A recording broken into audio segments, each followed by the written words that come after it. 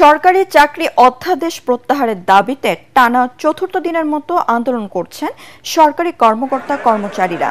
আজকের মধ্যে দাবি মানা না হলে প্রশাসনের প্রাণকেন্দ্র সচিবালয়কে অচল করার আলটিমেটাম দিয়েছেন তারা। এদিকে সচিবালয়ের নিরাপত্তা জোরদার করেছে আইন শৃঙ্খলা বাহিনী। সেবা প্রত্যাশী বা দর্শনার্থী কাউকে ভিতরে প্রবেশ করতে দেওয়া হয়নি। অন্যদিকে সচিবালয় এবং আশপাশের এলাকায় ডিএমপি সব ধরনের সভা সমাবেশ নিষিদ্ধ করলেও মূল প্রবেশ পথের উল্টো দিকে উসমানী স্ট্রিটে মিলনায়তনের সামনে ফ্যাসিবাদ উৎখাত যাত্রা শীর্ষক বিক্ষোভ করছে জুলাই মঞ্চ।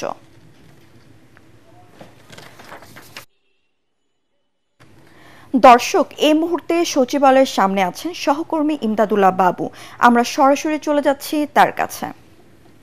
ইমদাদ, আমরা জানতে পেরেছি সচিবালয়ের ভেতরে ও বাহিরে পাল্টাপাল্টি বিক্ষোভ চলছে, সেখানকার বিস্তারিত খবর আমাদেরকে জানান।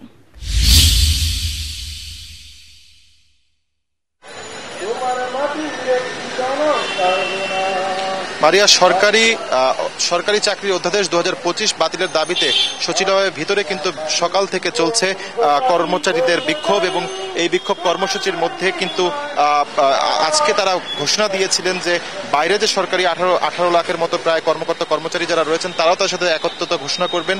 ভেতরে তারা কর্মসূচি পালন করবেন, বিক্ষোভ কর্মসূচি, এবং বাহিরে সচিবালয়ের বাইরে তাদেরকে কিন্তু কর্মসূচি পালনের জন্য তারা ডাক দিয়েছিলেন। এরই প্রেক্ষাপটে কিন্তু আজকে আমরা দেখছি সচিবালয় প্রাঙ্গণে এবং সচিবালয়ের আশপাশের এলাকায় নজিরবিহীন নিরাপত্তা ব্যবস্থা হাতে নিয়েছে আইন শৃঙ্খলা রক্ষাকারী বাহিনী।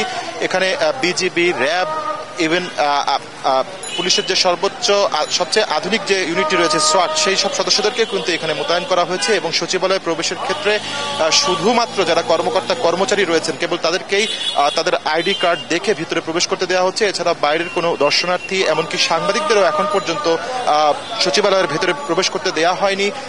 এখানে আপনাকে জানিয়ে রাখি যে সচিবালয়ের নিরাপত্তার স্বার্থে এইরকম পদক্ষেপ নেওয়া হয়েছে বলে আমাদেরকে জানিয়েছেন এখানকার কর্মকর্তারা যারা দায়িত্বে রয়েছেন। এই প্রেক্ষাপটে কিন্তু আপনাকে আরেকটু বলে রাখি যে বেশ কিছু বিষয় কিন্তু সেবা নিতে কিন্তু এই সচিবালয়ে আসেন অনেকেই। আমরা ইতিমধ্যে দু একজনের সাথে কথা বলেছি যারা স্বরাষ্ট্র মন্ত্রণালয়ের ভিসা এক্সটেনশনের জন্য এখানে এসেছিলেন বিদেশিরা, তারা কিন্তু এখানে তাদের সেবাটি পাননি। তারা জানতেন না যে আজকে আসলে এখানে এরকম কর্মসূচি দেওয়া হয়েছে, এবং এই কর্মসূচির ফলে আসলে এখানে বাইরের দর্শনার্থী যারা রয়েছেন তাদেরকে ঢুকতে দেওয়া হচ্ছে না। তারা এই বিষয়টি জানতেন না, এরকম আমাকে জানিয়েছেন। একই সাথে এই যে কর্মকর্তা কর্মচারীরা যে আন্দোলনে আছেন ভেতরে, তাদের সাথে কিন্তু তাদেরকে প্রতিহত করার ঘোষণা দিয়েছে জুলাই মঞ্চ নামের একটি সংগঠন। এবং সচিবালয়ের ঠিক বাইরে ওসমানী স্মৃতি মিলনায়তনের সামনে কিন্তু তারা আন্দোলনে বসেছে, এবং প্রশাসনের যে 40 থেকে 45 জন কর্মকর্তার নাম এসেছে যারা ফ্যাসিবাদের দোষর, তাদের কিন্তু অপসারণ চাইছে তারা খুব দ্রুত। এরকম একটি পরিস্থিতির মধ্যে কিন্তু আজকে সচিবালয়ে সব রকমের কর্মকাণ্ড ভেতরে চলছে। তো আসলে কোন দিকে পরিস্থিতি যাচ্ছে সেটি আমরা বাইরে থেকে পর্যবেক্ষণ করছি।